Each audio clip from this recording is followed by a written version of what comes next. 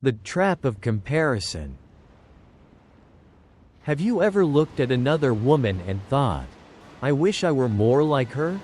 Maybe it was the way she spoke, with such confidence and grace. Maybe it was the way her life looked perfectly put together, her family, her faith, her smile that seemed to never fade.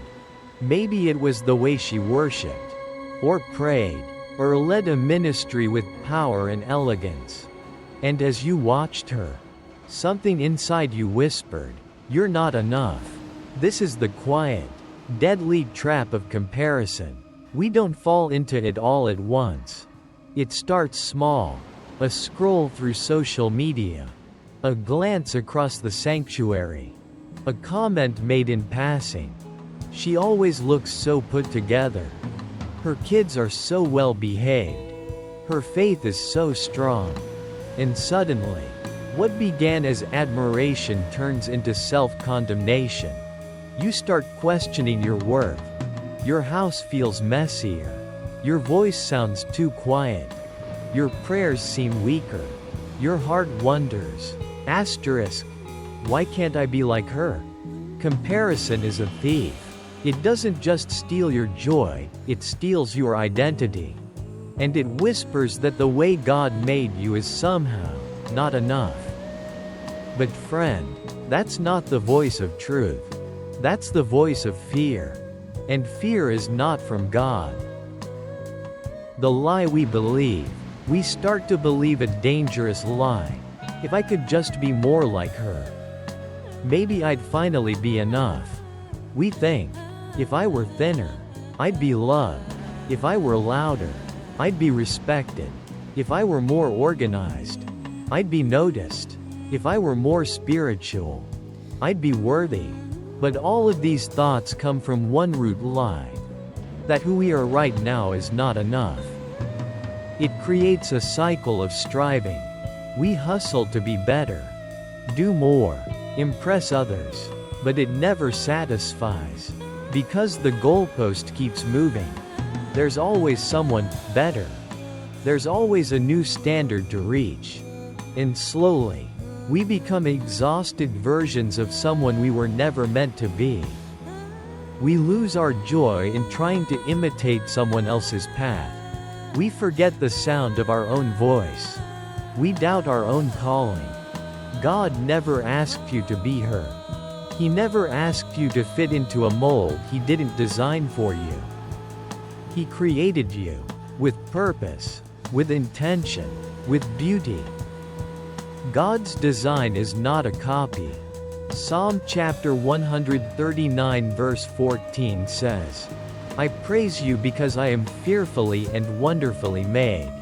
This truth isn't just poetic, it's personal. God knit you together in your mother's womb. Every freckle, every tone in your voice, every twist of your story, He designed it. And God doesn't make mistakes. He didn't get it wrong when He made you gentle. He didn't get it wrong when He made you quiet. He didn't get it wrong when He made you passionate, sensitive, curious, bold, creative, tender-hearted.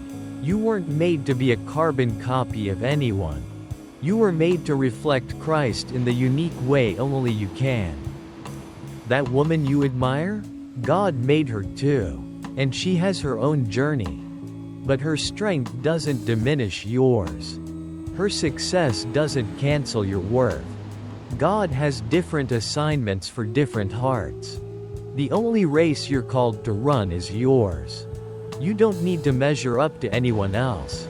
You were already measured by the cross. And Jesus said you were worth dying for.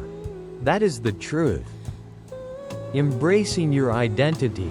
So what does it look like to truly embrace who God created you to be? It starts with gratitude. Instead of wishing you had her voice, thank God for yours. Instead of longing for her gifts, celebrate the ones in your hands. You can't step into your purpose while you're envying someone else's. Gratitude quiets comparison. Then comes truth. You need to speak it out loud. When the enemy whispers, "You're not enough," you speak back, "I am chosen." 1 Peter chapter 2 verse 9. I am loved. Romans chapter 8 verses 38 to 39. I am God's workmanship. Ephesians chapter 2 verse 10. I am not forgotten. Isaiah chapter 49 verses 15 to 16. Next, lean into the presence of God. You won't find your worth in the eyes of others. You find it in the eyes of the one who made you. Let him remind you who you are. Let him heal the places where comparison has wounded you. Let him rebuild your identity. One truth at a time. Be you, the one God designed. There's freedom in finally letting go of the pressure to be her. There's peace in walking in your own shoes. God didn't make a mistake when he made you. You are not lacking. You are not a second-best version. You are not behind. You are called. You are anointed. You are loved.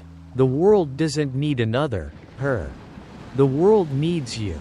Walking in God's purpose. Shining with his light. And living your story. When you stop trying to be her, you finally have the space to be you. And the you that God created? She is powerful. She is beautiful. She is enough. Be her. Be the woman God designed. Be you.